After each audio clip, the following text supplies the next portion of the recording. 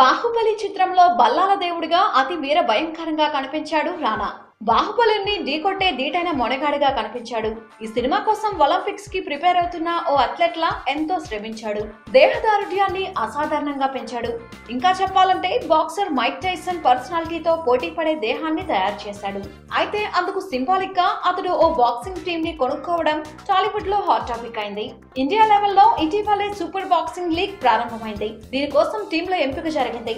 వాటి ఓనర్స్ ఎవరో కూడా డిక్లేర్ అయింది.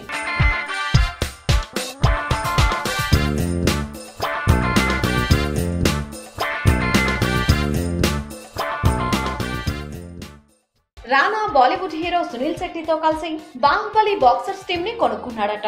ఇక ఇదే టోర్నీలో ఆడే ఇతర టీంలను పలువురు హీరోలు కొనుక్కోవడం చర్చకొచ్చింది. సుశాంత్ సింగ్ రాజ్పూత్ ఢిల్లీ గ్లాడియేటర్స్, సన్నీ లియోన్ ఓపీఎం పంజాబ్ సుల్తాన్స్, బాబీ టాల్ ఇంకా singer Kanika Kapoor UP terminators, Riteish Deshmukh Haryana warriors, Randeep Hooda Mumbai assassins, Sohail Khan Maratha Yoddhas టీంలను సొంతం చేసుకున్నారు.